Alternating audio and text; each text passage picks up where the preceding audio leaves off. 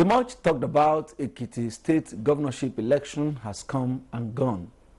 It is no longer news that the APC candidate, Dr. John Kayode Fayemi, former Minister of Mines and Steel Development, won that historic election. The historic event not only generated attention at both national, state, and national level, the international community was also keen on the outcome of the Ekiti polls. Now that the dust has settled and the people of Ekiti seem to have been going about their daily businesses, the question that remains in the minds of every Ekiti people and indeed Nigerians is, what are the lessons learned from the electoral process in Ekiti state? What is the way forward for all stakeholders? That is, the winner, the loser, and even the people of that great state. What are the implications of the outcome of the Ekiti polls, bearing in mind the OSUN state governorship election coming up in September this year, and of course, the 2019 general elections? These and many more are the questions that we shall try to find answers to from our guests who were on ground in Ekiti to monitor the election. I am Segun Ojelade.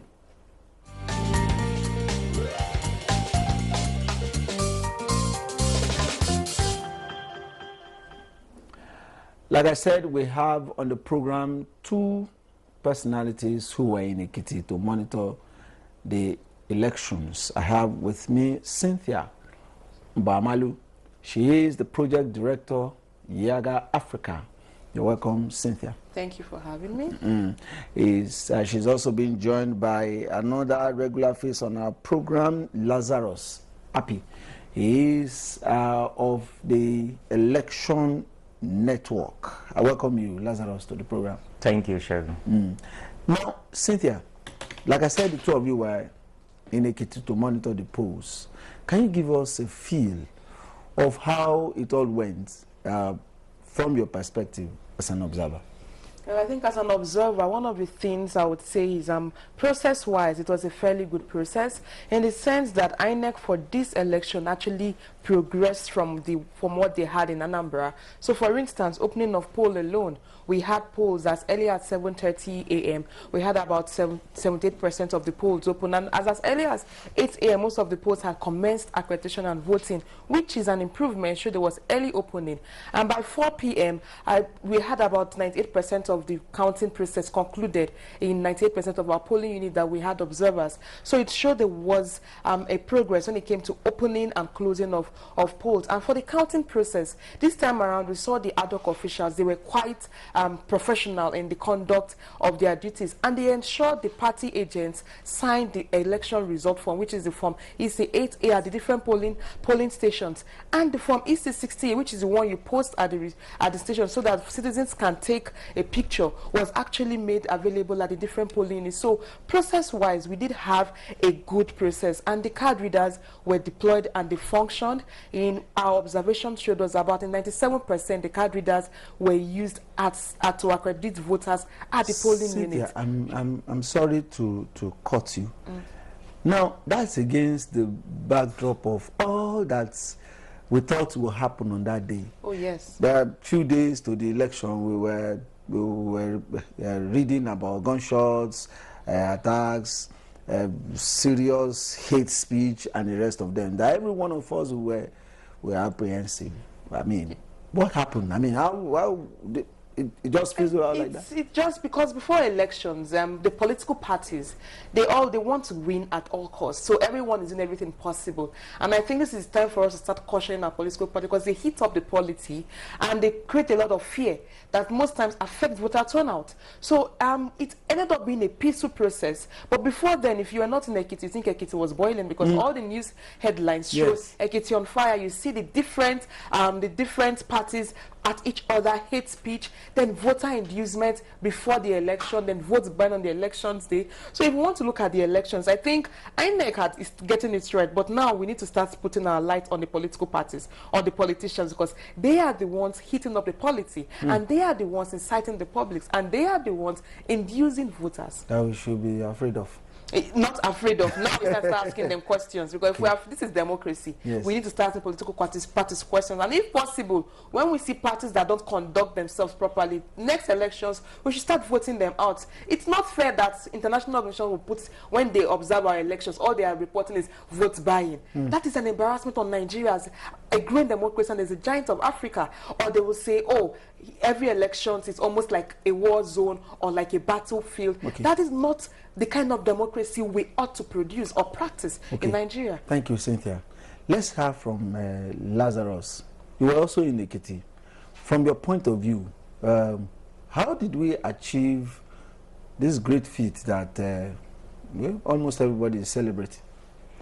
I think one thing we need to look at is that for politicians, politicking even before election is part of their game. So it's expected, even though it's not encouraged. But if you look at the presence of security, one would know that troublemakers will just ordinarily have to keep away. So that also accounted to an extent the peaceful conduct of that election. There was heavy security presence. So troublemakers just held back. The other thing we need to also, whilst admiring that aspect, the other thing we may have to worry about is, could it be the reason we have a drop in turnout? Because not so many people came out.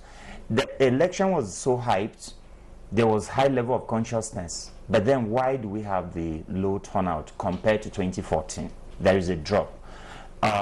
For me, I also see that the players were familiar players. Both of them, Fayemi wasn't contesting, but he was very much active, campaigning for his own party. And somehow, he was very much there in the space. So it looked like a familiar battle between Fayemi and Fayemi, which was what we also witnessed in 2014.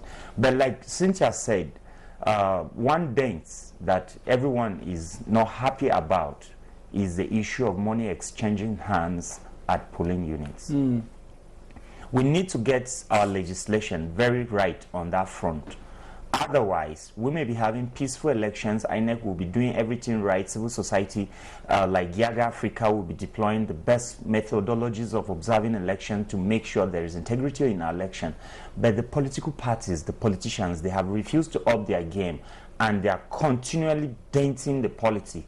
In Anambra, we saw 2,000 naira, 1,500 exchanging hands for votes. They have increased it to 3,000 to 5,000. Is that what we should expect in OSUN and 2019? So if you look at this, then whilst we're having a good process, we're having a new addition to our polity, which we have to stem. Okay, let's pursue that line. Okay, then what failed us if the electorate, in OSUN, for instance, we believe that very intellectual people, level of education very high. If that's what we now have at the end of the day, what actually failed? It's governance failing, because if you have a population that is subjected to increase in poverty at an incremental pace, you have more people becoming poor, you have young people out of school without jobs, you have families that can't fend for themselves. What you have is, irrespective of the education, a hungry person would want to get something at the moment. If this is what I can see now, let me get. And that is what we saw in Ekiti. So it's beyond just having a so-called. Ekiti has the highest number of professors, if you want to look at it, the number of institutions there. But if you want to look at it towards OSUN, what is failing is the more governance fails to provide the needs of the people, the more the people feel that all they have is the election period to collect what they can collect from the politicians, so that after they win, 4 years till the next 4 years before they get them. So that is what is failing us. And but for us, what we need to do is to get our attention now on the citizens, for them to start understanding the power of the vote, because now votes are counting. And this is the time to start understanding that the 5,000 you would get now would not sustain you for 4 years. The 5,000 you get now will sustain for 1 day, 2 days, 1 week at the most, but it wouldn't last for longer than that. So now it's time to start engaging on issue-based voting, asking politicians the right questions. And for 2019, we need to start seeing people getting arrested. If you're giving money, gifts at polling units, let's start having security people arrest people that issue out monies. Because people are arrested and prosecuted, I think it will also cut down the level of vote buying that you'd have at polling units. You know, there is one proverb in Yoruba land that you don't come out of a bitter court case, bitter court case, and come out and still shake hands and be friends. It's not possible. That's what my people say. But should that be the case in Ekiti? The election has been fought bitterly as it is, won and lost. What should be the attitude now that a winner has emerged? What should be the attitude of the major contestants? From what you saw on ground in Ekiti, how prepared are the gladiators to come back and build Ekiti State? I think if I will remove myself from any sentiments and emotions and just base primarily on what we saw in the build-up to the election, I think the two candidates or the key players are nowhere near teaming up for Ekiti yet. But if you look at what governance should be about, then I would like to look the winner of the election in the face, Dr. Fayemi, and the incumbent governor, soon to be leaving office, Fayose, and tell them that governance is about the people, it's not about them. They are just individuals in a state of over 4 million people. They should not make Ekiti about their egos and their persons. They should look at how much they can improve public schools. Private schools are thriving in Ekiti more than public schools. The private hospitals are thriving more than the government hospitals. Security is an issue. There was a time in Ekiti you want to go out, you can't access a tricycle or a taxi because it's too late at night and all of that. This should be their worry. And this has nothing to do with their personalities. It has everything to do about good governance, delivery of good governance to the people. If that were to be the concern, if we agree that is the basis of governance, then I think Fayose can still play a role, and Fayemi will be very generous with his still work together. Victory, and know that this is not the time to rub it in. 4 years is a little time if you look at how much he has to do. Now, you want to add to that before we go on break? Yes, I think he started on a very good footing, because this is about the people. Now the elections has been won. What we're expecting is to see both parties come together to see how they will move the state forward. And that includes on the policies. So for instance, most times we have situations where government don't want to continue with policies that are working. You want to start something new. I think it's time for the winning candidate, the winner, to look the winning governor, Fayemi, to look at what was working in the past government. How do we build upon that? What didn't work? How do we review that and work upon that? Because that is the only way you build a state. And then to focus on the people, because if you start having, now you're seeing people not accepting the result and questions coming up and down. We don't want the populace to become the victims again. What we want is to have both parties reach a consensus and see how do we build the state. Ekiti is one of the states that is poor in Nigeria. Ekiti needs a lot of work to be done. Ekiti needs so much more to be done. Young people there are crying out. Women are crying out. If you are the state, you feel the poverty. So it's time for both parties to resolve their issues and focus on the people. Because until you move the people forward, you would not enjoy being in government. And that is not what we want for Nigeria. Okay. Now, the program is Nigeria Today. We are taking a look at Ekiti State after the just concluded elections. We went out on the street to ask the people what should be the the attitude of all the players, major players in the Ekiti election to move the state forward. Let's hear from them, and then we'll be back in the studio to conclude the program.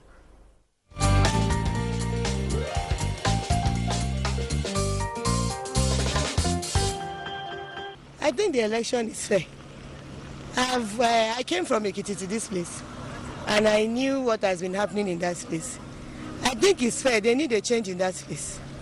And even initially, when when they took the governorship from the other governor, there's no problem. He welcomed them, and he gave them hand of friendship. There's no problem. Even this one too, they have to take it like that. I think it's fair. People need a change in that space. I think Ekiti election, that shows clearly that yes, definitely we will have a reflection of that come 2019, and that 2019 election is going to be as free, or if not far better than that of Ekiti. It will be something related to Ekiti election. So far, the information we had, even from observers, both locally and internationally, well, what they present to us, the public, is that it was okay, fair and good. Actually, the outcome of the Ekiti state election is quite clear that the present administration is ready for corruption and election process. We are hoping that subsequent election will be the same. All the stakeholders should come together, but security, INEC and other stakeholders, they should come together so as to conduct the 2019 election peacefully.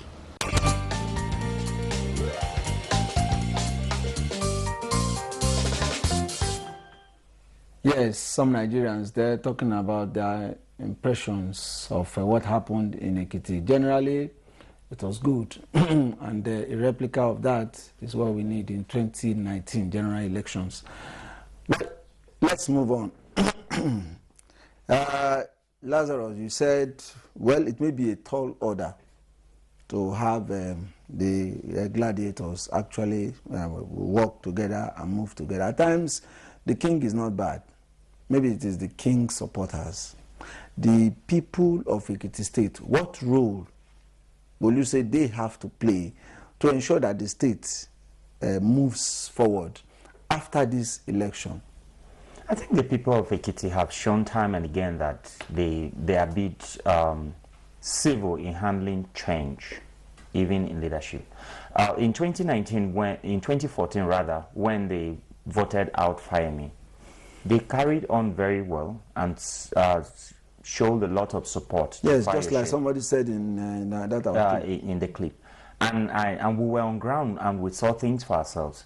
I think so far in the first 48 hours after announcement of result, they have still carried on. Businesses have opened very fairly.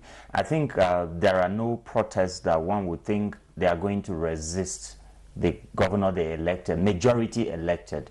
So I think Ekiti people have shown time and again that they are matured, they are civil in managing this change in governance. So I think I will give them a lot of expectation towards supporting the governor-elect. Now, Cynthia, after the election, everybody dispersed. All observers went home. Police left, INEC left. It's now the people of Ekiti are now left to their own affairs. Should we leave Ekiti alone?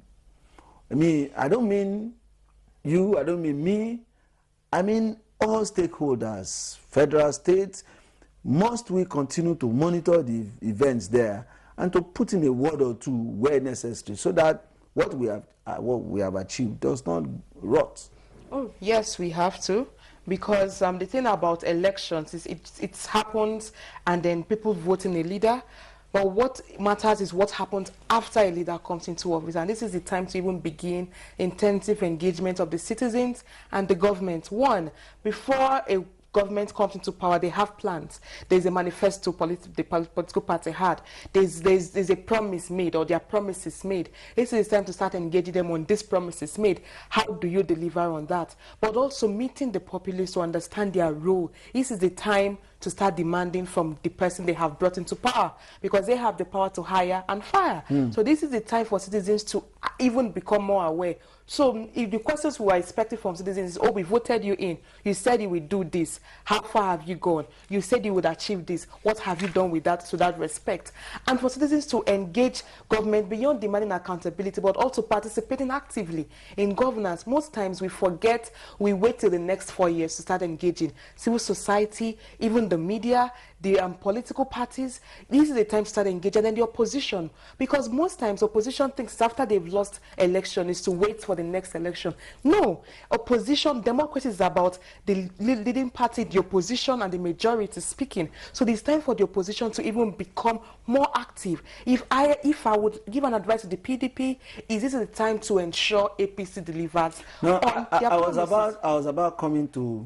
I plan to ask Lazarus, for instance, to advise the governor-elect on how to move the state forward. But since you have started to advise the PDP, the opposition, Fayemi, and the rest of them, what will you tell them? I'll tell them, one, the results reflect what was cast at the polling units. So it's time to accept that and build a state that would work. How do you build a state? By being an active opposition. Because the beauty of not being in government is that you can ask a lot of questions. You can make a lot of demands. No one is asking you questions. You're not accountable to anyone. You're only accountable to your party. So this is the time for Fayemi, for Professor, for the Eleka that ran for the office, to actually start demanding for answers from the government and keep the government on their toes. But if you don't keep the government on their toes, they will become complacent. Credible opposition. Credible opposition. Speaking for the people, become that voice the people need in government, because that is the only way you can move the state forward, and that is the only way you can even build a population that would support you towards another election. Because if the people don't see you speaking up for them, they wouldn't see you as belonging to them. So this is the time to speak up for the people and hold the government in power accountable to deliver on their promises. Yes. Okay, Lazarus, if you have the ears of the governor-elect, what will you tell him about moving the state forward, being magnanimous, even in victory?